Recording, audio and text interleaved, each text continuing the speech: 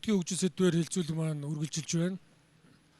Тэгэхээр орон нутгийн хөгжил Улаанбаатарын хөгжил төв суурин газрын хөгжлийн ялгаатай байдлыг арилгах нь бол энэ бүсчсэн хөгжлийн нэг гол зорилгын нэгэ гэж хэлж болно. Тэгээ энэ хүрээндээ би хоёр аймгийн удирдлагаас адил асуулт асууя гэж бодож байна. За Дорнот аймгийн засаг даргын орлогч Жолоос засгийн газартай болон иргэд орон нутгийн сумдын удирдлага, өөрөө удирдах ёсны байгууллага, хувийн хвшлүүдтэй энэ бүсчсэн хөгжлийг дэмжих хүрээнд хэрхэн хамтарч ажиллах вэ? За энэ асуултыг мөн Сүхбаатар аймгийн засаг дарга Идэр Батаас бас асууж байна. За Монгол Улсын засгийн газраас бүсчсэн хөгжлийн үзэл баримтлалыг баталж боловсруулж ингээд манай зүүн 3 аймаг бол бүсчсэн хөгжлийн үзэл баримтлалын дагуу бүсчсэн хөгжлөөр цаашдаа бас хөгжих. За энэ хүрээндээ түүхэн болон хил дамсаа айлж уулчлал. За мөн эрчимдсэн мал аж ахуйн салбарт, тээвэр логистикийн салбар гэдэг энэ чиглэлээр бол бас хамтарч энэ бүсчсэн хөгжлийн хүрээндээ бас гол ажлуудыг хийгднэ. За засгийн газрын явуулж байгаа бодлого үйл ажиллагаа. За орон нутгийн төвшөнд орон нутгийн бодлого шийдвэртэй уялдуулах. За цаашлаад сумын төвшөндөө бас бид бүхэн бодлогоо тодорхойлж иж энэ бүсчсэн хөгжлийн үзэл баримтлал бол орон нутагт хэрэгжинэ. За орон нутаг болгон өөрийн гэсэн онцлогтой байгаа. Жишээ нь дотоодын нийт бүтээгдэхүүнээр аваад үзэхээр Дорнот аймгийн хувьд эрдэс баялаг болон үйлдвэрлэлийн салбар нь дотоодын нийт бүтээгдэхүүний дийлэн хувийг эзэлдэг. За Хэнтэй аймгийн хувьд гэх юм бол үйлчлэгээний салбар нь. За Сүхбаатар аймгийн хувьд бол мал аж ахуйн салбар. Тийм болохоор орон нутгийн өөрийн онцлогтой тулгуурласан, орон нутгийн өөрийн эдийн засгийн тулгуур салбар дээр тулгуурсан бодлогыг бүсчсэн хөгжлийн үзэл баримтлалын бодлоготой нийцүүлж явах юм бол илүү бас орон нутагт үр дүнтэй ажил болно. Дээрээс нь засгийн газар сум орон нутгийн төвшөнд хамтарч ажиллахаас илүүтэйгээр бүс нутгийн хэмжээнд хамтарч ажиллаж ойлголцох нь хамгийн чухал. За ингэж иж бүс нутгийн хэмжээний бодлогоо нэгтгэж цаашдаа энэ бүсчсэн хөгжлийн чиглэлээр гол салбарын хөгжлүүд бол бас тодорхой үр дүнд хүрнэ гэж хувьдаа боддог. За зүүн бүсийн хувьд бол хоёр асуудлыг тэргүүлэх чиглэлгээд тодорхойлцсон явж байгаа. Хүн болго өнөөдрийг ярьсан учраас би давхардуулахгүйгээр зүгээр хэд хэдэн зүйлийг бас яаж хамтарч ажиллах боломжтой вэ? Хувийн хвшлүүдтэйгээ гэдэг талаар нэмж ингэж ярих гэж бодож байна. За манай хөгжлийн гол бас түлхүүр нь бол бичиг тоомт гэдгийг та бүхэн мэдж байгаа. Тийм учраас бичиг тоомтыг түшгэлсэн уул уурхайн бүтээгдэхүүний экспортын ажил бол явж байгаа хэдий ч бидний сансан хэмжээнд бол бас явагдаж ингэж чадахгүй байгаамаа. Тийм учраас бид нар энэ гарцыг нэмэгдүүлэхийн тулд бичиг тоомтыг энэ эх 4 жил зэгцэглэх ажлыг бол Сүхбаатар аймаг нэн төрөнд зохион байгуулагдаж хийнэ гэж ингэж ойлгох ёстой. Энэ эх 7 хоногийн 3 дахь өдөр Бомтын сайдтай, их хурлын гишүүдтэй орон нутаг хамтарсан ер нь бичиг тоомтын төлөвлөгөөг шинжлэх эхний уулзалтыг бол зохион байгуулж эхний ээлжинд төлөвлөгөөгөө шинжилье гэж байна. Засгийн газрын төвшөнд, орон нутгийн төвшөнд бүгдээрээ нэг л зүйл ярьдаг, нэг бодлоготой байх ёстой. За төлөвлөгөө гарч ирсний дараа бол тэнд хүмүүс ажил хий, газар олголт энтергээд маш асуудалж иргэдэд аль болохоор юм хийх боломжийг гаргах үүднээс газар олголтын асуудлууд тэр ачиж болох талбай нь юу нэ ер нь энэ талбай газар олголтын асуудлыг бид нар нэг төрөнд шийдэж өгнө, шийдэх ёстой. Тийм учраас энэ асуудлыг бид нар нэн тэргүүний бодлого гэж харнаа гэж ингэж ойлгох ёстой. За цаашлаад бид нар түүхийн өрсөл ер нь нэг 10 жилийн настай л гэж харж байгаа. Тийм учраас бид нар одоо ч гэсэн хоёрхан зүйл ярихгүй цаашлаад зүүн бүсийн хэмжээнд ер нь дараах энэ эрчим хүчний асуудлууд түүхийн нүүрс хэрвээ борлогдохгүй болсон нөхцөл яах вэ гэдэг асуудлыг бид нар судалж явах ёстой гэж харж байгаа. зөвхөн одоо нэг уурхай их л Сүхбаатар аймгийн нэг уурхайнд хэдэн тэрбумаар одоо нөөцтэй юм уурхайнууд байж шээ. Тийм учраас цаашлаа бид нар энэ нүүрсээ ашиглаад эрчим хүч үйлдвэрлэх ёстой гэж ингэж харж байгаа. Станцуудыг байгуулж бий болох ёстой. Хятадын хувьд бол одоо ногоон шилжилт хийн гэж ярьж байгаа боловч бас байгаль цаг агаарын нөхцөл байдал бол шууд эко юм ногоон зүйлгдвэл бас эргэж харахаас өөр арга байхгүй нөхцөл байдал руу орж ийн, ган зуд болж ийн, усан цахилгаан станц нь өөрөө усгүй болж ийн. Тийм учраас энэ уламжлалт нүүрсний станцууд бол бас зэрэгцэж одоо явхаас аргагүй гэдгийг л хаанаа ойлгож байгаа нь бол бидний хувьд нэлээд тийм том давуу тал. Тийм учраас бид нар заавал ингээд нэг хятадын станцуудыг түүхийн нүүрсээ гаргаж галлах биш, өөрсдөө энд станц байгаад дараагийн бүтээгдэхүүн буюу одоо тог захилгаан эрчим хүчийг ч гэсэн бид нар дотоодоо хангах буюу гадагшин экспортлог энэ төр ийм одоо боломж нөхцөлийг бол бас бүрдүүлэх хэрэгтэй гэж ингэж харж байна. За түүхэн аялал жуулчлал дээр бол Сүхбаатар аймаг хүмүүс санд дурдахгүй байх шиг байна. 13 дугаар зууны үеийн хүн чулуун хөрөг гэж дэлхийд байхгүй ийм одоо дурсгал зөвхөн одоо зүүн бүс нутагт байдаг. Тийм учраас Сүхбаатар аймаг бол өөрөө энэ хүн чулуун хөргийн ийм судалгааны том төв болж хөгжих юм бас боломжтой гэж харж байгаа. Бид нар шинэ одоо музейхаа барилга зураг төсвийн ажлыг хийлгээд дуусчихын. Энэний гол концепц нь бол угаасаа энэ хүн чулуун хөргүүд байхын за бусад одоо дарингийн урлууд бол дагвар байдлаар ингээд явна гэж ингэж бас харж байгаа. За мөн бид нар дэд үтсийн асуудал бүх сумдуудаа инженерийн дэд үтсийн асуудлыг энэ 4 жилд багтаагаад бүрэн шийдвэрлэнэ гэж байгаа. За мэдээж инженерийн дэд үтсийг шийдснээр бол манай хувийн хөвшлүүд баруун уртын төвдөр болон буцад сумдууд дээр очиж орон сууц бүтээн байгуулалтын ажлууд хийх боломжтой. Баруун урт хот өөрөө дахиад зүүн талдаа дахиад шинэ дэд төвийг бий болгох. За мөн Мянган айлын орон сууцны хорооллын дэд үтсийн асуудлуудыг бид нар 24-25 оны төсөв дээр бол одоо 15-6 тэрбум төгрөгийн асуудлыг шийдвэрлсэн байж байгаа учраас Мянган айлын орон сууцны төсөв бол иж бүрнээрээ явах. За цаашлаад баруун урт өөрөө 5 тойргийн системтэй бас тодорхой хэмжээнд тэлэх шаардлага гарч байгаа учраас 6 дугаар тойрог 7 дугаар тойргийн дэд төлөвлөлтийн ажлууд хийгдээд явхаар бол за тэндээс орон сууц бүтээн байгуулалтын ажлууд явна. За мөн баруун урт хотын нэг онцлог нь бол өөрөө одоо дэд үтстэй юм хаус хороол хамгийн их байдаг. Энэ ч гэсэн иргэдийн эрэлт хэрэгцээ маш их байгаа учраас цаашлаад бид нар энэ төслүүдийг үргэлжлүүлж явуулна. Тэгэхээр иргэдийн Улаанбаатар хотоос ер нь хөдөө орон нутгад очиж байгаа хүмүүсийн бидний нэг номерт одоо бидраас нэгтгэг юм бол энэ инженерийн дэд бүтцэд шийдлийн асуудлууд, за тэрний дараагийн асуудлууд эрүүл мэнд боловсролын асуудлууд энэ төр явдаг учраас дэд бүтцийн асуудал дээр бол гол анхаарна. Тийм учраас та бүгдийг бас бид бүхэнтэй хамтарч ажиллахад бол бүх зүйлээр нээлттэй гэж ойлгож болно. За бүсчсэн хөгжлийг хэрэгжүүлэхэд орон нутгийн байгууллага, хувийн хвшил, засгийн газар гэдэг энэ хамтын ажиллагаа бол хамгийн чухал гэж үзэж байгаа. Тэгэхээр энэ талаар бас дараа нь хоёр аймгийн удирдлагаас бас асууя гэж бодож байна. За одоо бол Нямсүрэн зөвлөгөөс асуух асуулт байна.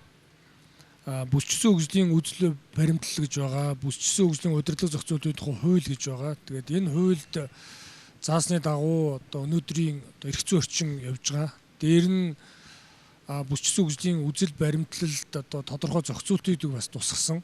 Тэгээ энэ хүрээндээ засгийн газрын одоо хэрэглэх газрын даргын одоо шийдвэр тушаалаар Дорнот аймгийн засаг дарга нь одоо бүсийн зөвлөлийн дарга гэдэг ийм статустай ажилладаг. Тэгээ бүсийн зөвлөлийн даргын одоо удирдах байгаа аймгийн тамгын газрынх нь хөгжлийн бодго төлөлт хөрөнгө оруулалтын хэлтсийн дарга нь бүсийн зөвлөлийн одоо нарийн бичгээр ажилладаг ийм зохицуулттай. Тэгээ Нямсүрэн одоо их хурлын гишүүний зөвлөхийн хувьд бол энэ бүсийн зөвлөлийн нарийн бичгийн дарга буюу за Дорнот аймгийн одоо засаг даргын тамгын газрын хөгжлийн бодго төлөлт хөрөнгө оруулалтын хэлтсийн даргаар ажиллаж байсан учраас хэдийгээр одоо их хурлын гишүүний одоо зөвлөх хэдий ч за энэ нь одоо бүсийн одоо зөвлөлийн одоо ажиллаж исэн туршлагынхаа хувьд за зүүн бүсийн хэмжээнд одоо том зургаар нь энэ хэрэгжүүлж байгаа төлөвлөлтийг хэрхэн яаж одоо 3 аймгийн хамтын оролцоог хангуулж шийдэх тал дээр ийм одоо зөвлөмж өгөх вэ? Энэ тал дээр ер нь тулгымдсан асуудал яг юу вэ? Тэгээ цаашдаа бол одоо сум аймаг гэхээс илүүтэй ийм бүс дамнсан. За цаашлаа дотроо аймаг дамнсан бүс доторх. За бүс дамнсан цаашаа одоо үргэлжлээд гадаад оронтой холбогдох ийм одоо зүйл рүү явна. Тэгээ жишээ хэлэх юм бол зүүн бүс гэхэд одоо Хинтээ аймгийн баруун талаараа бор өндрөөс за говийн бүстэй одоо интеграцлагдаж одоо бор өндрийн уулын байж болох үйлдвэр цаашаа замын үд бомбтойгоо холбогдно. Аймагуудын хувьд бол 2 аймгийн дамсан төмөр зам, 2 аймгийн дамсан авто замууд гээд энэ ажлууд явагдахын зэрэгцээ.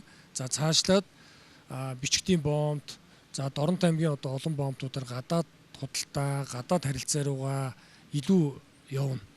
Тэгэхээр миний зүгээр хэлж байгаа зүйл нь илүү одоо бид нар бол ийм орон нутгийн хэмжээнд гэхээс илүүтэй ийм бүсийн бодлогыг засгийн газрынхаа одоо бодлого төлөвлөлтийн дагуу явах нь бол илүү хөрөнгө оруулалт татах, илүү өгөөжтэй болно гэдгийг одоо илүү сайн бид цаашдаа анхаарч ажиллах шаардлагатай байгаа. Тэгээ тийм учраас энэ томоор хаалж байгаа бүсийн хэмжээнд төлөвлөж байгаа энэ ажлыг ер нь одоо орон нутгийн хэмжээнд хамтын ажиллагаа ямар байвал зохистой вэ гэдэг талаар саналаа илэрхийлнэ. Нямсрын зөвлөх. За баярлалаа. За Монгол Улсын их хурал засгийн газар өөрөө энэ бүсчилсэн хөгжлөөр улсаа хөгжүүлэх нь хамгийн зөв юм байна гэдэг үндсэн концепцийг гаргацсан. Энэ концепцийнхаа дагуу бид нар өнөөдөр эрх зүйн орчны шинжилгээг яаж хийх, хамтралыг яаж бий болгох, арга хэлбэрийг яаж одоо хэрэгжүүлэх юм бэ гэдэг асуудлаараа хилцээд байж байгаа гэж ойлгож байгаа. Цаг үе мөн одоо тухайн асуудлыг хариуцж ирсэн хүний хувьд зүүн бүс нутаг маш онцлогтой. Онцлогийг хүн болго ярьж байгаа. Гэхдээ нэг зүйл нь энэ Монгол улс өөрөө эдийн засгаа солонгоруулъя, эдийн засгаа төрөлжүүлэе гэсэн байгаа. Яг энэ зорилтыг хангах хамгийн гол түшис газар нь зүүн бүс. Яагаад ингэж үзэж байгаа юм бэ гэхээр зүүн хойд Азийн тэр том эдийн засагт гарсан энэ Зангилаа бүс нутаг нь өөрөө энэ 3 аймаг байгаа. Тийм учраас бид бүхэлдээ Дорнот, Сүхбаатар, Хинтийг Хинтий, Дорнот, Сүхбаатар гэдэг ийм одоо бид даасан асуудлууд байхгүйгээр зөвхөн бүсийн хэмжээнд л төлөвлөж ярих ийм зайлшгүй хэрэгцээ шаардлага байгаа гэдгийг хэлье. За миний хувьд бол төлөвлөлтийг цаашид юу гэж харж байгаа вэ гэхээр тэр эдийн засгийн том сүлжээнд холбогдохын тулд том зургаар нь харуул бид нэгдүгээрт дид бүтц буюу хатуу дид бүтцээ шийдэх ёстой. За хатуу дид бүтцийг шийдэж гэмээр тэнд нөгөө нийгэм соёлын үйлчлэгээ бий болно. За цаашлаад нөгөө нэмэн өртөг шингэсэн үйлдвэрлэл бий болно. Ингэж эдийн засаг өснө. Бидний эцсийн том зургаараа харж байгаа зорилго маань өөрөө юу вэ гэхээр энэ эдийн засагт оруулах одоо оролцоогоо нэмэгдүүлэх ёстой. Иргэдийнхээ амжиргааны түвшинг дээшлүүлэх ёстой.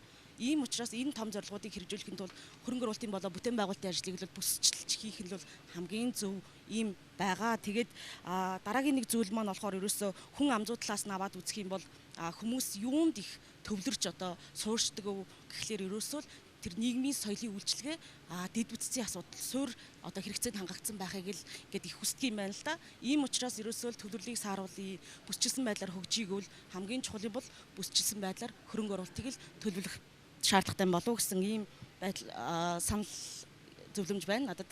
За баярлалаа. За Нямсрын зөвлөхөд баярлалаа. Хэдийгээр одоо их хурлын гишүүн зөвлөхөр ажиллаж байгаа ч гэсэн энэ бас зүүн бүсийн хэмжээнд хэрэгжүүлэх энэ зүйл дээр одоо сайн үр гүйцэтгэж оролцсон ухаа гэж бас найдаж байна. За Сүхбаатар аймгийн автоөрийн төвийн дарга одоо Нэндүү даргаас тодорхой асуулт байна. Өөрөөр хэлбэл хэдийгээр одоо Сүхбаатар аймгийн автоөрийн төвийн дарга хэдий ч энэ зүүн бүс нутгийн одоо 3 аймгийн дамнсан төмөр зам, авто зам, нисэх буудал гээд энэ одоо тээвэр логистикийн сүлжээг хөгжүүлэхийн давуу тал ер нь юу вэ гэж үзэж байна. Тухайлбал бичгтийн бомбд, Чоос хотод хуурайн бомб буюу одоо гүний одоо бомбд байгуулах энэ том зорилтыг дэвшүүлсэн. Гэхдээ энэ дээр бол тодорхой одоо шаардлагуудыг тавьдаг тийм. Тухайлбал одоо энэ хуурай бомб байгуулах газар нь нисэх онгоцны буудал, төмөр зам, авто замын одоо сүлжээнд холбогдсон байх ч гэдэг юм уу тийм. Тэгэхээр энэ агуулгаар нь Сүхбаатар аймаг бол одоо Монгол улсын зүүн босоо чиглэлийн эдийн засгийн төмөр замын коридорын одоо Тэнжин бомб замын үүдийн хоорондох одоо зайнаас хамаагүй богино гадаад далаад гарах одоо гарц шүү дээ. Тэгээ энэ утгаараа одоо манай зүүн бүс нутагт тэр дундаа одоо бичгтийн бомб чиглэлд ийм тээвэр логистикийн хөгжлийг за одоо яаж хэрэгжүүлэх гэхээсээ илүүтэй энийг хэрэгжүүлэхэд тэр орон нутгийн аж ахуйн нэгжүүд иргэдэд яаж одоо мэдээлэл өгөх юм. Төрүүлж яаж урьчилж одоо энэ маршрутын дагуу энэ эдийн засгийн коридорын дагуу иргэдэд маань одоо үр ашигтай байх вэ гэдэг талаар одоо та нэг орон нутагт ажиллаж байгаагийн хувьд энэ салбарын үний хувьд нэг саналаа хэлээч. За энэ өмнө та бүхэнд энэ өдрийн мэндийг хүргье. Тэгэхээр Монгол улс өөрөө өргөн удам газар нутагтай тархан суурьшсан ийм онцлогтой үүнээсээ шалтгаалаад дэд үтсийн хувьд үйлчилгээний бүр хэмжээ хувьд харилцан адилгүй байдаг. Үүний нэг онцлог бол хатуу дээд буюу авто замын холбоотой асуудал байгаа. Цаашдаа бид хүн 103 аймгаараа бүс нутаг болж өгчихийн тулд оролцогчдын тэгш байдлыг хангах нь хамгийн чухлаа гэж ингэж би хувийнхээ хувьд харж байгаа. Тэгэхээр хөгжлийн номер 1 гарц буюу суур дэд үтсүүл өөр авто замын сүлжээ, авто замын хөгжлийн асуудал. Манай зүүн бүс нутгийн хувьд бусад бүс нутгуудтайгаа харьцуулахад харьцангуй авто замын хувьд бол одоо хангалтгүй байгаа гэж хэлнэ.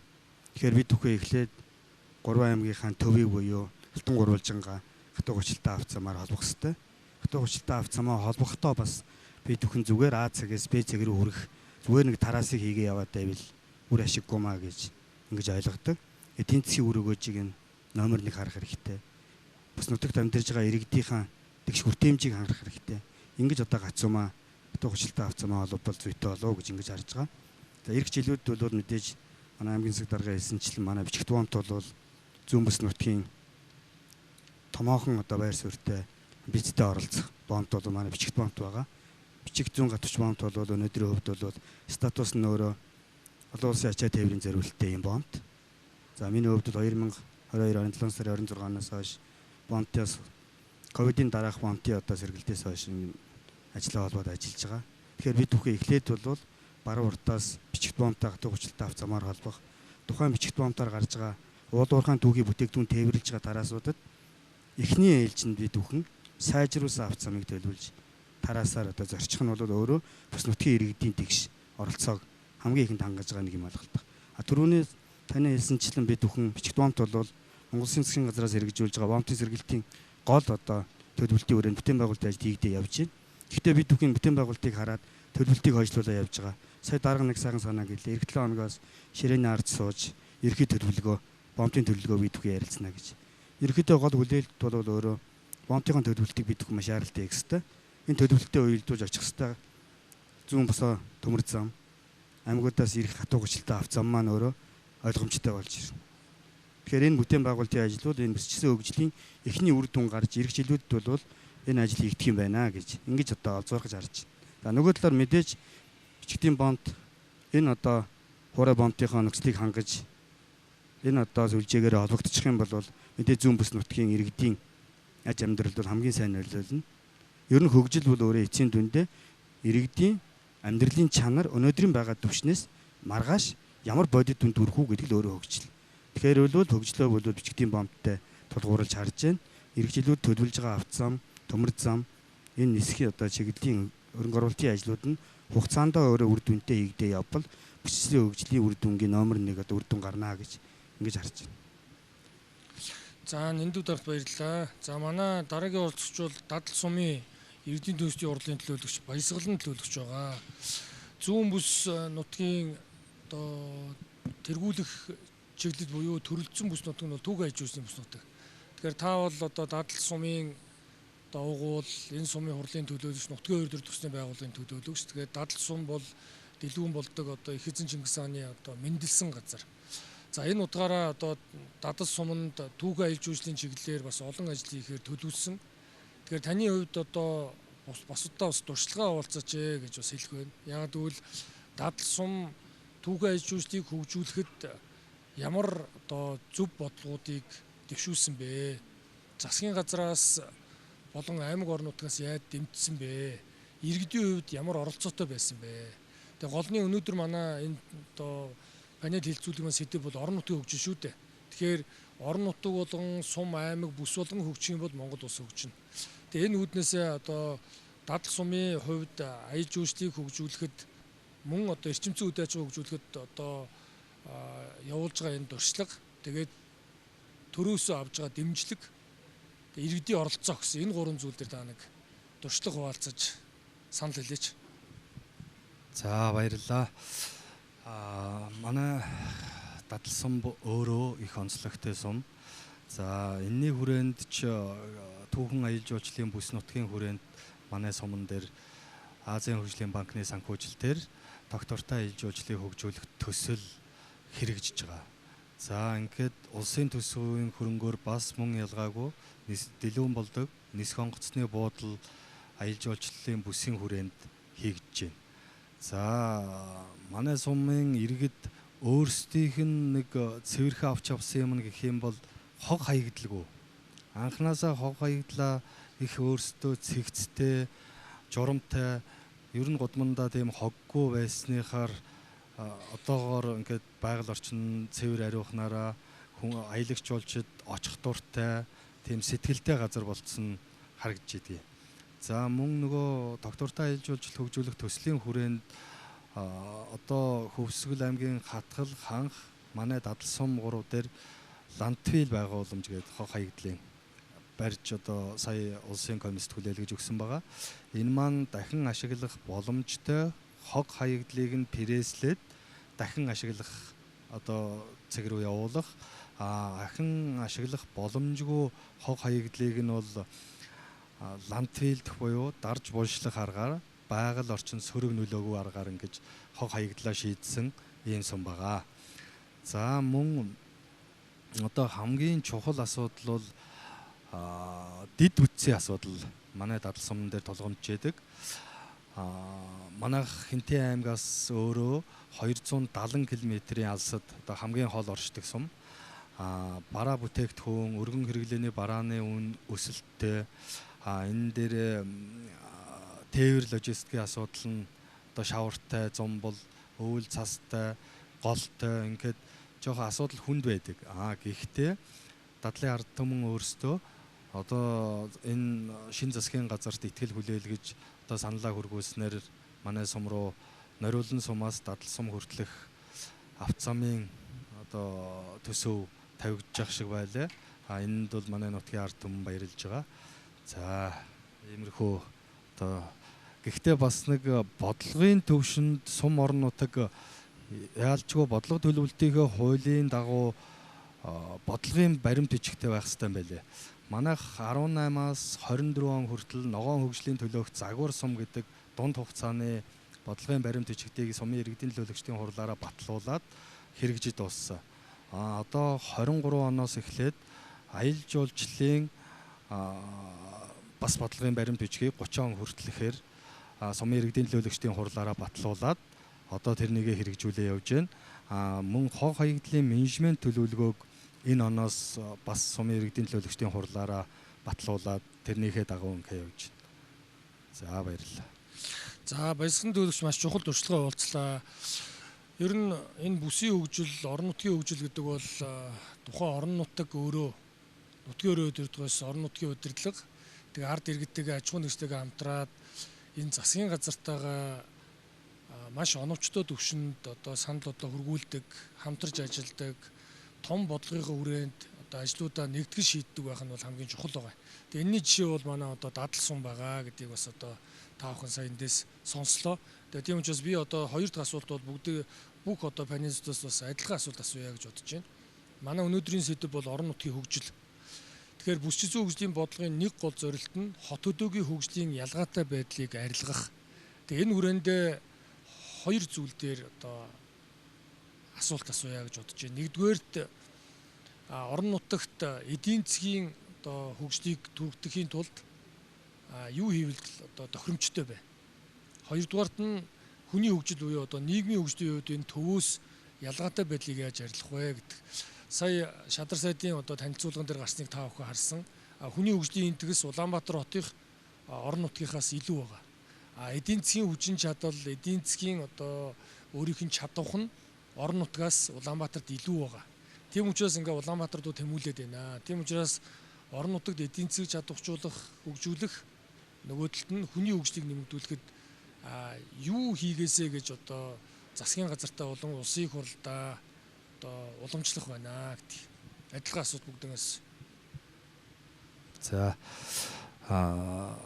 хүний хөгжил ярихын тулд мэдээж Улаанбаатар хотоос 600 км-ийн цаана амьдарж байгаа Хинтээ аймгийн Дадал суманд амьдарж байгаа иргэд яг Улаанбаатар хотод амьдарж байгаа иргэдтэй адилхан галаа төлдгөө одоо байранд амьдардаг дулаахан 0 бүх юм шийдэгдсэн ийм байхыг мэдээж бүх хүн хүссний учраас хот руу төвлөрж байгаа. Нийгмийн үйлчилгээний хувьд гэх юм бол мэдээж чанартай боловсролыг авахын тулд чанартай багш хэрэгтэй болчихж байгаа.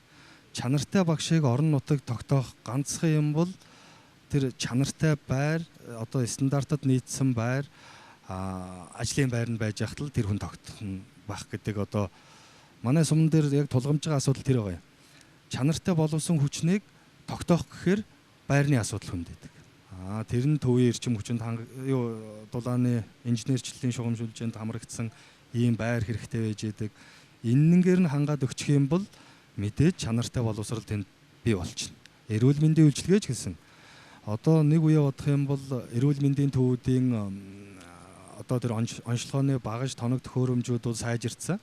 Ганцхан тэрэн дээр ажиллах хүчний нөөц нь өөрөө Улаанбаатар руугаа буюу төв рүүгээ тэмүүлсэн. Тэр хүмүүсийг тогтоох боломж нь одоо төвийн нэгдсэн сүлжээнд холбогдсон одоо тэр байр сууцыг маш хөнгөлөлтэй нөхцлөөр сум орон нутагт хийх юм бол одоо орон нутгаас сурсан хүүхдүүд ядаж тэндээ үлдчихнэ. Тэгэхгүй энд ирээд Улаанбаатар хотоо сайхан дулаахан байранд амьдрах гал бүгд ер нь урсгал бол төв рүү явж штэ. Яг одоо үндсэндээ хөдөө орон нутагт бол энэ бол нуух юмгүй. Тэгэхээр Монгол улсын бодлого одоо бүсийн хөгжлийн энэ бодлогын хүрээнд явж байгаагийн хуваар орон нутаг тэр тусмаа зах хязгаар нутгийн энэ нутгуудаа яг төвийн тийм инженерчлэлийн одоо дэд бүтцэд холбогдсон тийм байрыг санал болгож иж одоо бүсийн хөгжил буюу төвөөс хөдөөрөө чиглэсэн ийм урсгал нь илүү сайжрах юм аа л гэж одоо бид нэр бол харж байгаа. За баярлалаа. За хоёр дахь нь би танаас асуусан нөгөө эдийн засгийг одоо хөгжүүлэхийн тулд орон нутагт юу зохистой вэ гэх. Тэгэхээр ер нь нийт оролцогчд маань тулгамжийн асуудлаа хэлгээсээ гадна ямар гарц шийдэл байна. Жишээлбэл сая одоо бэлсэн зүйн шийдэлгээр боловсон хүчтэй дэмжихийн тулд ингээ орон сууцтай болёо гэж штэ та тийм. Энтэй адилхан эдийн засаг, ажлын байр, жижиг дунд үйлдвэрлэл, аяж үйлчлэл, хөдөө аж ахуйгаа хөгжүүлж орон нутгатойгоо иргэд маань ажилдаа орлоготой болохын тулд яавал зохистой байна. Одоо өөрөөр хэлбэл одоо төрөөс ямар одоо хамтын ажиллагаа хэрэгтэй байна гэдэг. За одоо манай сум өөрөө их онцлогтой мал цөөтэй тэгсэн хэрнээ байгаа мал нь их үйлдвэрлэг үхэр сүрхтэй. Энэ дадал ухаа үхэр гэж одоо үйлдвэрээр баталгаажсан юм малтай ашиг шим өндөртэй махс үүний чиглэлийн. Яг манай дадал суман дээр бол махс үүний чиглэлийн тэр сементал үйлдвэрийнхээ үхрээр амьдарж байгаа одоо малчин 250 гаруй өрх бол ерөөсөө яг зөвхөн тэр үхэр сүргийнхээ л ашиг шимээр амьдарж байгаа. Энэ нь эрчимтэй гэдэг нь бол одоо шүтлэн үхрээ тэжээгээд байгалийн хадгалангаа манайх чинь одоо хангалттай авчна. Тэрэнгээрээ үхэр сүрэг одоо үхрээсээ шүтлэн үхрээ тэжээхэд хавар яг махны хомсдлын үед нөгөөх мах нь үнэтэй тэгээ жингээ алдаагүй ийм байдгаараа бас нэг эдийн засгийнхаа хувьд гайгүй байгаа юм. Тэгэхээр бусад одоо манайхаас үлгэр аваад говийн сумд ч гэдэг юм уу малынхаа тоон дээр биш чанар дээрээ нэлээд анхаарад тэр мал нь эрсдэлгүй өндөр ашиг шим өгдөг ийм байвал зүгээр юм уу гэж зүгээр хувь хүнийхээ бодлоос бол бодож идэгий. За дээрээс нь аялал жуулчлалын салбар гэдэг маань бол одоо их өргөн цар хүрээтэй тэндээс ард иргэд маш олон хэлбэрээр одоо орлого олох боломжтой. Үйлчлэгээний байгууллага одоо тэр зочд буудлын хоол хүнсэн гэдэг ингээд маш олон салбар тэнд ажиллах боломжтой. Энэнийг иргэдэд яаж ойлгуулах вэ гэдэг талаас л одоо бодлого хэрэгжих ёстой юм шиг байгаа юм. Зүгээр аялал жуулчлал хөгжүүлнэ гэхээр л нэг зочд буудал бодоод байдаг. Гэр кемп бодоод байдаг. Энэ өөрөө явж нөгөө дэндүү олон гэр кемп зочд буудлууд байгуулагдсанараа бие биенийхээ бизнесийг татаж унгаах нөгөө орлогыг багасгах ийм чиглэл рүү явхаас урьдчилан сэргийлж Магадгүй чаддгаараа та үхрээс хагаа сүүгээ нийлүүлчих. Та үхрээ тижээгээд махаа нийлүүлчих. Ингээд нэг хуваарлалтай тийм зөв одоо олон салбарт бизнес нь явж иж бүс нутгийн хөгжил буюу дадал сумын хөгжил явна гэж одоо бидний хувьд бол хардаг. Тэрнээс бүх хүн аялал жуулчлалгээд гэр хэмтэй болохыг бол одоо цаашааж дэмжих нь бол бас өрөөсгөл ойлголт болчихж байгаа. Салбар салбарыгаа чаддгаараа аваа явуучих юм бол энэ улс орны хөгжилд ар гэрийнхэн амьдралд хамгийн чухал ийм л асуудал байна. За баярлалаа. За нэндүү дарах. Яг адилхан асуулт орон нутагт эдийн засгийг хөгжүүлэх, хүний хөгжлийг дэмжихийн тулд засгийн газартайгаа, улсын хурлтайгаа яаж хамтарч ажиллах вэ? Аж ахуйн нэгжүүдийг яаж хамтарч ажиллах вэ? Дандаа гарц шийдэлтэй, шаардлагатай ажлуудын талаар. За ойлгосон. Хөгжлийн хоёр гол суурь л да. Тэгэхээр эдийн засгийн хөгжлийн хувьд бол мэдээж би түрүү хэлсэнчлэн бүс нутгуудынхаа эдийн засгийн давуу байдлыг ашиглаж ажлын байрыг, үйлдвэрлэлийг бий болгох хэрэгтэй гэж ингэж харж байгаа. Жишээ нь Монгол Улсын засгийн газраас хэрэгжүүлэх гэж байгаа цагаан алт хөтөлбөр. Энэ бол манай Сүхбаатар аймагт төл ярихтэй ийм одоо төсөл хөтөлбөрөө гэж харж байгаа. Өөрөөр хэлбэл малын гаралтай түүхий идэ түүхэн одоо нэм өртөг шингээж эцсийн бүтээгдэхүүн баргаж боловсруулах хэрэгтэй. Магадгүй цаашдаа манай зүүн бүс нутаг ер нь ингээд эрчим хүчний түүхийн нүрсээ экспортод гаргасаар ах юм уу? Эрчим хүчээ үйлдвэрлэлээ гаргах юм уу? Байгалийн маш олон баялгуудаа металл уургийн үйлдвэрийг барьж үгээрээ дамжуулж эцсийн бүтээгдэхүүн гаргаж гарах юм уу? Ингээд одоо макро эдийн засгийн хувьд бол шаардлагатай том үйлдвэрлэлүүд шийдлээ хүлээгээд бүс нутагт байна гэж ингэж би одоо харж байна. За хүний хөгжлийн хувьд бол мэдээж хөгжлийн хамгийн гол оролцогч бол өөрөө иргэн өөрөө байх хэвээр. Хүн байх хэвээр. Тэгэхээр бид бүхэн бол энэ бүсчсэн хөгжил тэр дундаа хот хөдөөгийн ялгаа эдэр бол бүгд л одоо энэ Улаанбаатар хотын хэд төвлөрлийг орон нутагт аваач. Ингэснээрээ бол иргэдийн маань одоо амжиргааны төвшин, иргэдийн маань хүртээмж нэг төвшөнд очих хэрэгтэй л гэсэн ийм л ойлголт байна. Тэгэхээр Улаанбаатарт үйлчилж байгаа үйлчилгээг бид бүхэн орон нутагт аваачих хэрэгтэй. Тэгэхээр тогтолцооноосоо эхлээд өөрчлөлтийг оруулах хэрэгтэй юм бол. Өнгөрсөн манай боловсролын тогтолцоо, эрүүл мэндийн тогтолцоо өөрөө шатлалаараа өөрөө Улаанбаатар хотын төвлөрлийг бий болгоцсон шүү дээ. Анхан шат нь өөрөө сумаа өрхийн эмнэлгийн анхан шат гэдэг. Хоёр дахь шатлаа аймаг гэдэг. Лавлгаа шатлаа заавал Орсын Улаанбаатарт авчираад төрөлдсөн мэрэгжлийн эмнэлгүүд лавлгаа шатл гэдэг. Тэгэхээр эрүүл мэндийн хувьд зүгээр жишээ авах үед лавлгаа шатл бол өөрөө бүсэд очих хэрэгтэй. Бүсэдээ очих хэрэгтэй. Боловсролын тогтолцооны үед мөн дээд боловсролууд нь энэ одоо эдийн засгийнхаа онцлогтой, орон нутгийнхаа одоо бүс нутагтай онцлогтоод уялдуулаад бас мөн бүс нутагтаа очих хэрэгтэй. Ингэж эрүүл мэнд боловсролын салбар бол орон нутагтаа тэгш хүртээмжтэй очих хэрэгтэй. Яагаад хөдөө орон нутагт, яагаад баруун урд төлбөртэй Кембрижийн одоо сургалттай сургууль яагаад байж болохгүй гэж. Энийг бид бүхэн одооноос илэрхийлж ажиллах хэрэгтэй гэсэн ийм л одоо зүйлийг харж байгаа. За нөгөө талаараа бол хүний хөгжлөг ярих юм бол хандлагын асуудал байгаа. Өнөөдөр бид бүхэн бол 2 удаагийн одоо том сонгуульд ороод бүс нутгийн хөгжлийн талаар иргэд нэлээд ойлголттой болсон. Гэхдээ маргааш яах юм бэ гэдэг хамгийн гол оролцогч иргэндээ бид бүхэн маш зөв ойлгомжтой мэдээллийг бол одоо өгөх хэрэгтэй. Энэний нэг хэлбэр нь өнөөдрийн энэ эцсийн чуулган болж байна гэж харж байгаа. Тэгэхээр иргэд маань өөрөө энэ дээр маш ойлгомжтой, маш зөв мэдээлэлтэй болох хэрэгтэй. Тэгээ эцсийн дүндээ Улаанбаатарт байгаа үйлчлэгээнүүд яг л бүс нутагт бүгд хэрэгжих хэрэгтэй. Тэрний гол суурь нь ерөөсөө хот төлөвлөлт юм бэл. Би өөрөө Улаанбаатарт 19 жил амьдарч чаад сүүлийн 2 жил нутагт амьдарч байгаа. Ерөөсөө хот төлөвлөлтийн асуудал юм бэл. Хот төлөвлөлтөө маш гоё хийгээд түрүүний хэлсэнчлэн яг Улаанбаатарт амьдарч байгаа бүх үйлчилгээг орон нутагт авах бүрэн боломжууд одоо бол аандаа ингээд алхам алхмаар нэгдэж. Тэгэхээр хот төлөвлөлт бол өөрөө маш чухал. Гэхдээ бүс нутгууд тэгж байгаа хот төлөвлөлт маань суурин газрын хот төлөвлөлт маань өнгөрсөн 30 жилийн явж ирсэн Улаанбаатарын төлөвлөлтийг макет болгож гэрхэж болохгүй байгаа. Иргэд бол одоо арай өөр юм хүсэж байгаа байхгүй. Тийм учраас би бол эдийн засгийнхаа үр өгөөжийг хувийнхаа хөгжлийг харахтаа бол хотын жишгийг, хотын үйлчлэгээний хүртээмжийг орон нутагт бид нар аваачих хэрэгтэй. Тэгэхээр төрийн үйлчлэгээг бий бол хараад байна л гэж ингэж одоо та бүхэнд хэлмээр байна. За нэндүүд ард баярлалаа. За нямсрын зөвлөх. За баярлалаа. Баярлалаа. За ялгаатай байдлын нөгөө суурь шалтгаан маань өөрөө нөгөө дэд бүтцийн асуудал ч юм уу суурь шалтгаануудыг шийдэж өгөөг байгаа учраас орон нутагт энэ байдал бий болоод байна л да. Тэгээд эдийн засгийг өсгөх гол одоо гарц нь юу гэхээр нэмэн үртэг шингэсэн үйлдвэрлэлийг нэмэгдүүлэх хэрэгтэй. Нэмэн үртэг шингэсэн үйлдвэр нэмэгдэж ажлын байр бий болно.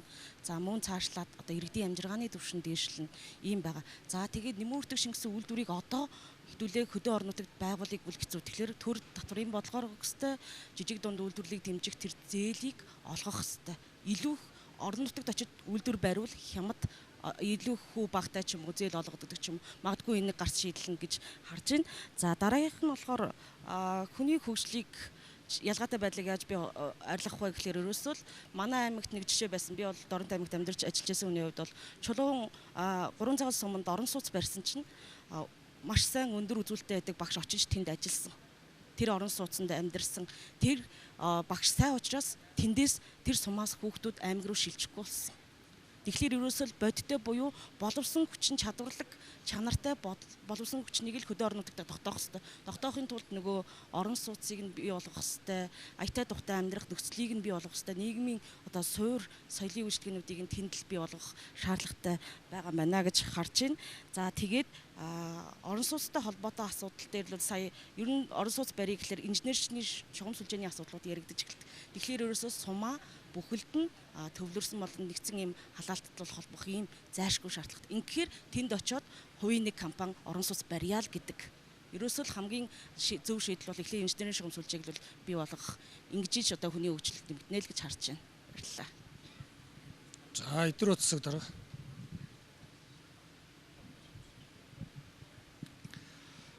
За Бадмаа гүшин бид нар ч өнгөрсөн 4 жил бас хоёулаа цуг засаг дарга хийгээ явж байсан. Засаг даргын зовлон жаргалыг бас хоёулаа нэлээд сайн мэднэ.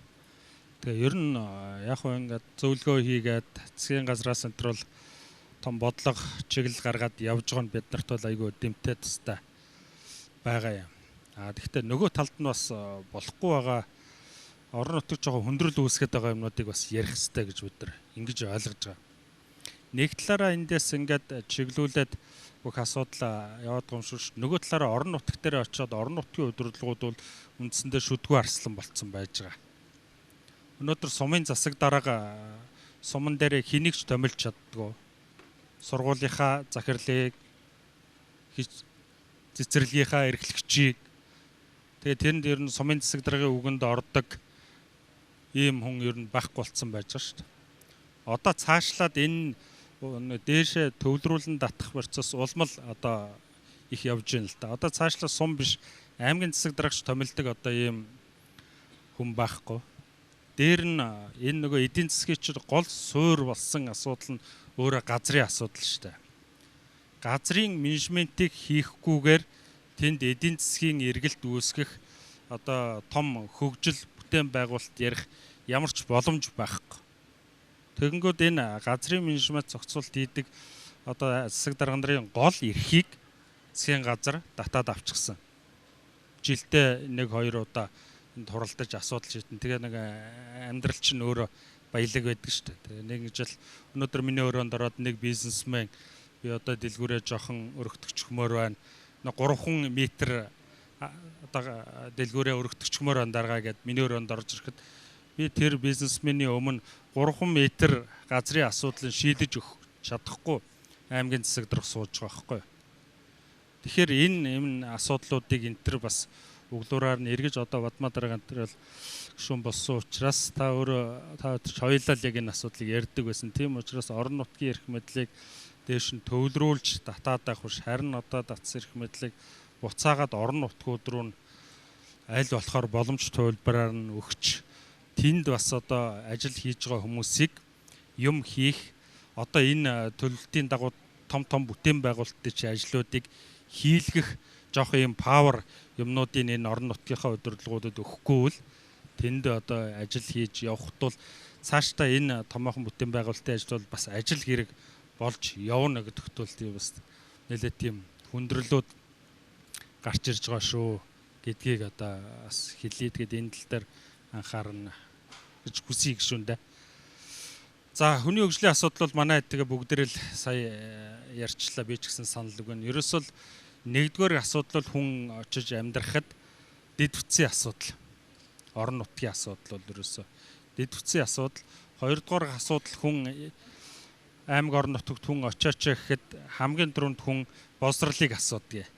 За би одоо орон нутагт чи очие, манай хүүхэд сайн боловсрал, эзэмших сургууль байна уу, орчин нөхцөл байна уу гэж асуудаг. Бивэл нэг юмтай санал нэгддэггүй. Сайн сургууль гэхээр Сүхбаатарын аймаг ч юм уу хаа нэгэн аймагт нэг хувийн сургууль байгуулахаар сайн боловсралтай болчихно гэж бивэл ойлгохгүй байж байгаа. Харин одоо ингээд хитрхи олон хувийн сургуулиуд байгуулагдаад ингээ явах чинь баг Монгол улсад явандаа бол ийм кастинг системийг багаас нь баг тогтоож эхлэх ийм чиглэл рүү явж штэ. Ялангуяа энэ бол аймаг орон нутагт хувийн сургуулиуд бас тийм сайн шийдэл биш. Яагаад тэгэхээр бусад сургуулиудынхаа сайн багш нарыг ганцхан тэр хувийн сургууль руу татаад авчиж байгаа. Тэгэхээр нийлбэр дүнгээрээ үндсэндээ тэр сургуулиудын бусад сургуулиудын чанар ингээд унчиж байгаа. Тийм учраас бид нар бол одоо ер нь Сүхбаатарын аймагаас бусад ер нь бүх аймагуд хувийн сургуультай баг. Гэхдээ Сүхбаатарын аймагт би энэ бодлогыг дэмждэггүй учраас нэг ч хувийн сургууль байгуул. Харин үндсэн одоо сургуулиуд руугаа бид нар Улаанбаатар хотоос сайн боловсон хүчнүүдийг орон сууцны дэмжлэг юмнууд өгөөд авч ингэж бид нар массын сургалтыг маш сайн болгох дээр илүү их анхаарж байгаамаа. Тэгснээч үндсэн дээр одоо нэг ч хувийн сургууль байхгүй мөртлөө Сүхбаатарын аймаг сүүлийн 2-3 жил ингээд математик сургалтаар бусад эзэлтийн ерөнхий шалгалтаар 21 аймгийг манлайлж явж байна. Энэ жил ихэд бид нар эзэлтийн ерөнхий шалгалтаар Сүхбаатарын хүүхдүүд хамгийн өндөр оноо сүүлийн 3 жил дараалан хамгийн өндөр оноо юмнуудыг энэ төр авч явж байгаа. Тийм учраас бид нар зөвхөн зам талбай асуудалтай зурж байгаа бидний нийгмийн суур асуудлууд, боловсрол, эрүүл мэндийн асуудлууд дээр энэ төр тэмцэхдээ маш зөв аргаар ингэж тэмцэхтэй. За дараагийн асуудлууд бол мэдээж эрүүл мэндийн асуудлууд байж байгаа. Гэх зэрэг асуудал төр бид нар гол одоо анхаарлаа төлөвлөж ажиллах хэрэгтэй гэж ингэж харж байна.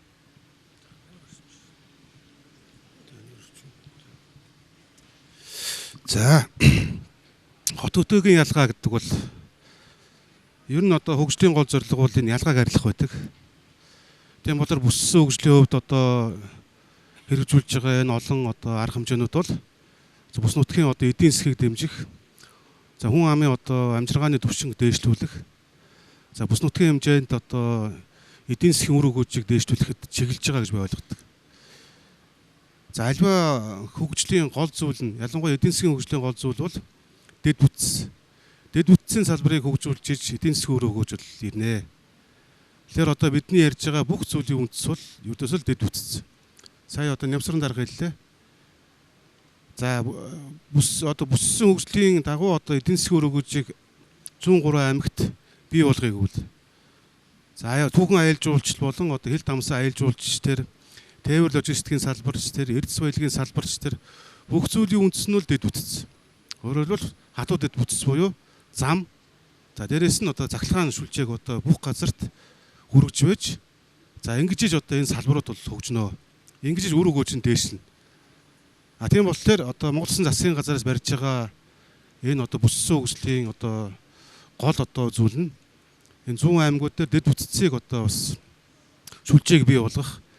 За мөн одоо хил дамссан одоо энэ эдийн засгийн одоо интеграцид одоо энэ бүс одоо нутгийг одоо хамруулах юм нөхцөл боломжоор бодлогоор дэмжиж байгаа гэж би хувьдаа ойлгож байгаа. Энэ ч үднээсээ одоо олон одоо замын ажлуудыг одоо энэ 100 аймагуд дээр хөвлөж байна. Өөрөөр хэлбэл Чингис хотоос Норивлангаас одоо Улхан чиглэл Баян бол Улхан чиглэлийн одоо авцаамууд одоо тавигдаад эхэллээ. За манай Дорнот аймаг бол 5 бомбтой ганц аймаг. За бомбтуудыг авцаамаар холбох ажлууд эхэлж байна. Хавиргаас одоо Чооболсон хот руу холбох зам эхэлж байна. За 100 хот Азийн интеграц нэгдэж байгаа буюу бичигт бомбтоор дамжсан. За манай 90 цав бомбтоор гарсан энэ босоо чиглэлийн одоо төмөр замын ажлууд одоо эхлэж байна. Ингээд одоо суур дэд бүтцээ тавьсны дараа одоо дараачийн одоо энэ хөгжлийн одоо их одоо үр өгөөж нь бол эхлэх юм болов. За нэг дэх зүйл нь тэр. За хоёр дахь зүйл нь би түрүүнд зогс дурдсан байгаа. Энэ аймгийн одоо аймагуудын одоо хүний дотоодын нэвтрэх бүтээгдэхүүний одоо гол одоо өсөлтийг авчрах суур одоо салбаруудаа бид нар барьж хөгжлийн загвараа боловсруулахгүй болохгүй хаа гэж боддог. За манай энэ 3 аймгийн хувьд бол за улсын хэмжээнд бол хөдөө аж ахуйн салбараас одоо орж ирдэг дотоод үндэсний бүтээгдэхүүнд ордог хувь нь бол 21% байдаг. За манай энэ зүүн аймагуудын болонгууд дотоодын бүтээгдэхүүнийх нь хувь нь болонгууд хөдөө аж ахуйн салбар нь өөрөө 42% байдаг. Өөрөөр хэлбэл улсын одоо түвшнээс бид нар 2 дахин хөдөө аж ахуйн салбараас эдийн засгийн өрөөгөөж авчрах бүрэн боломжтой. Тийм болохоор мал аж ахуй за газар тариалангийн салбарыг энэ бүс нутгийн хэмжээнд хөгжүүлэх юм бол алстаа одоо энэ одоо салбараас за дотоодын бүтээгдэхүүний одоо хувийн одоо энэ өсөлтөд шалтгаалж эдийн засгийн өгөөж бол нэмэгдэнэ. Тийм бол цаашдаа бол энэ лөө бас түлхүү анхаарч бүс нутгийн хэмжээнд бас хамтарч ажиллах юм бол илүү одоо өгөөжтэй болов уу гэж боддог.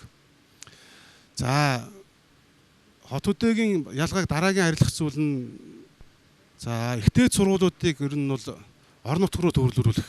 Гэхдээ орон нутгийн өөрөх нь хөгжлийн одоо хэтийн одоо загварт нь нийцсэн за тэр одоо ихтэй сургуулиудыг орон нутг руу одоо шилжүүлэх юм бол илүү үр дүнтэй. Өөрөөр хэлбэл Дорнот аймаг за энэ Хинти, Сүхбаатар аймагуд дээр аялал жуулчлалын за мөн одоо энэ Эрдэс баялагын тээвэр логистикийн гэдэг одоо энэ чиглэлийн одоо салбарын боловсон хүчнүүдийг бэлдэх юм бол астаа энэ салбарын боловсон хүчингүүд эндээ одоо сууршиж за эндээ одоо ажлын байр бий болох ийм нөхцөл бүрдэх юм аа. Өөрөөр хэлбэл бид төлөвлөлтөө хийхдээ алсын төлөвлөлтөө бодож хийвэл энийгээ дагсан одоо бусад одоо хүнээ бэлтгэх боловсон хүчний бэлтгэх хүний одоо нийгмийн эдийн засгийн баталгааг хангасан ийм одоо хөгжлийн шийдлүүдийг давхар бодож явахгүй бол энэ одоо хөгжлийн шийдэл одоо энэ одоо том төсөл одоо том одоо энэ өсчихсөн хөгжлийн одоо ажлууд маань алстаа бол хүндэрнэ.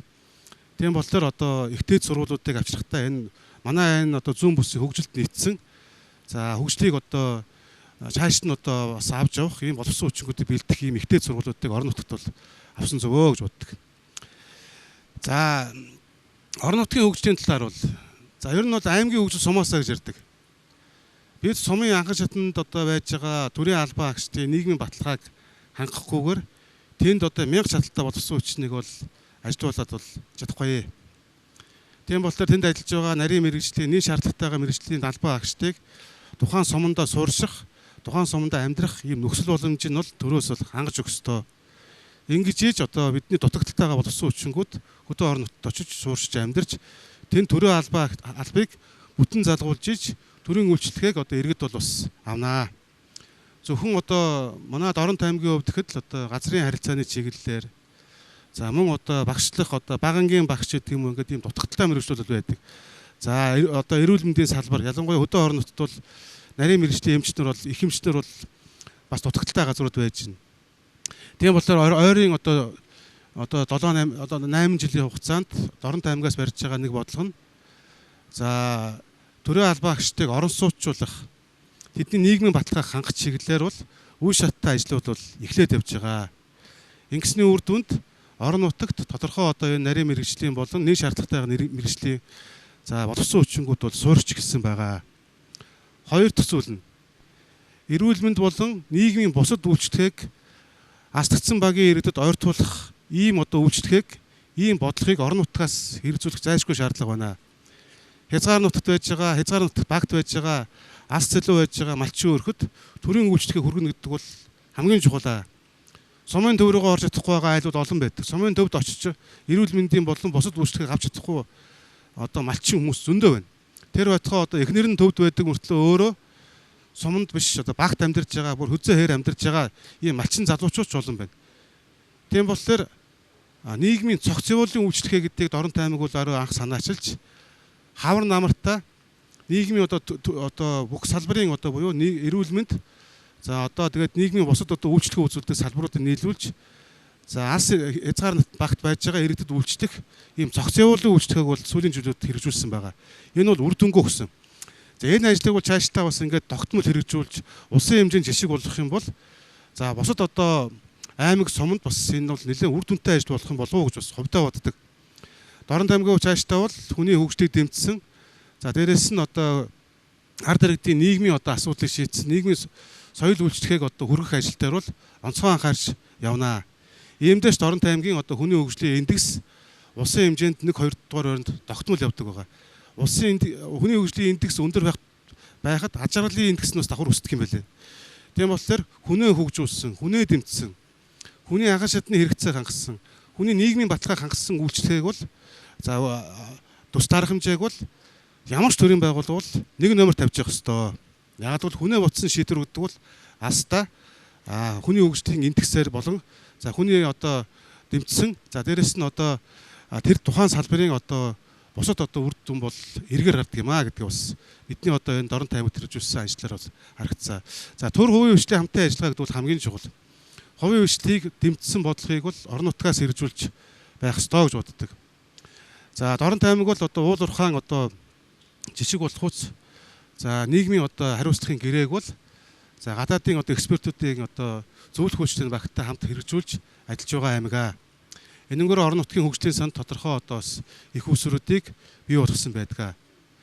За зүүн аймагуудын хувьд ярих юм бол за манай зүүн аймаг бол одоо ер нь бусад одоо аймагуудыг бодох юм бол за бусад одоо бүсийг бодох юм бол за уул уурхаан за эрдэс баялагын салбартаа за боловсруулах одоо үйлдвэр байгуулах бүрэн боломжтой. За хайгуулын болон за юуны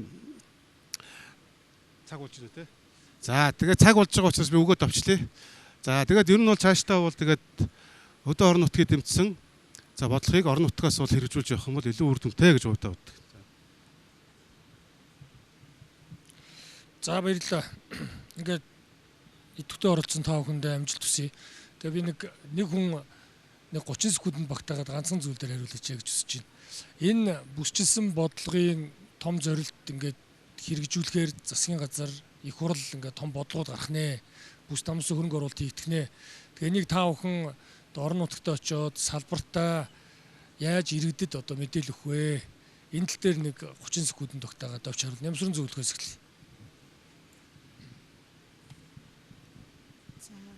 Иргэдийн мэдээлэлээр хангахтай холбоотой төрийн үйлчлэгийг нэлээд ер нь бол цахимжуулах шаардлагатай. Ингэж одоо ерөөхдөө иргэдийн мэдээллээр нэлээд хангагдана гэж харж байгаа. Энэ бүтээн байгуулалтын ажлуудад бол тухайн орон нутагт иргэдийн оролцоог нь өөрсдийн одоо анхааруулж одоо оролцуулж гэмээр одоо тухайн иргэдлүүл тухайн бүтээн байгуулалтын ажлыг бол ойлгох боломжтой л гэж харж байна. Өөрөөр хэлбэл энд оролцогчид болон бүсийн маань иргэд аж ахуй нэгж байгууллагууд хувийн хөгжлийнхэн энэ бүсчилсэн хөгжлийн бодлогод би яагаад яаж бэлдэх ёстой? Надад ирэх өгөөж нь юу вэ гэдгийг хүн бүр өсөж байгаа тий. За нэндв дараа тэгээд эдэр утсаг дараа.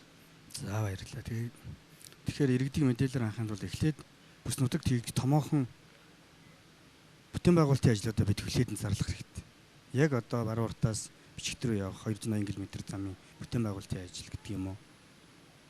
Чой болсонгоос бөөрнөрлөө явж бүтээн байгуулалт гэдэг юм уу? Яг энэ ажлууд маань өөрөө биелэлээ олж эхлээд хэрэгжих хэрэгтэй гэж ингэж би том агуулгаар харж байна. Нөгөө талаараа бол бүс нутагт хийгдэх хэрэгтэй ажлын байрыг нэмэгдүүл томоохон үйлдвэрүүд маань өөрөө мөн одоо төлөвлөлтөнд орох хэрэгтэй.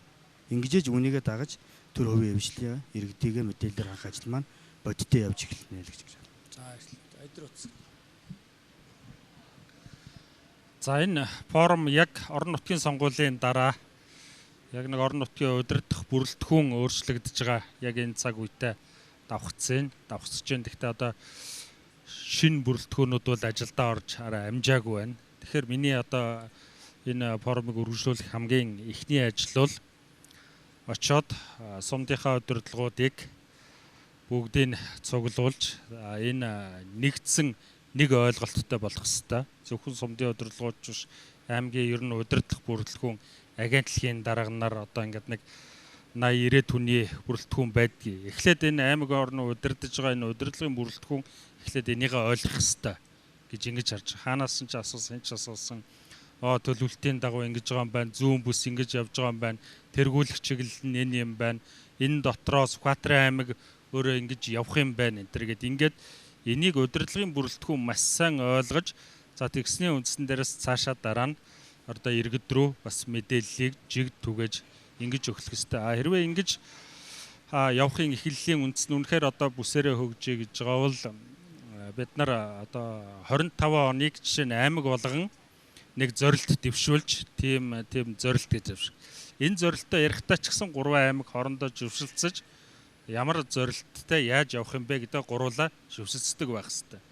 Манай 2 Хөршийн аймгийн маань удирдлагууд шинэ болж байгаа юм байна. Саяараа 4 жил ажилласан учраас одоо 2 Хөршийн аймгийнхаа бас удирдах бүрэлдэхүүнийг аймагта ёл даргаыг бас урьж байна.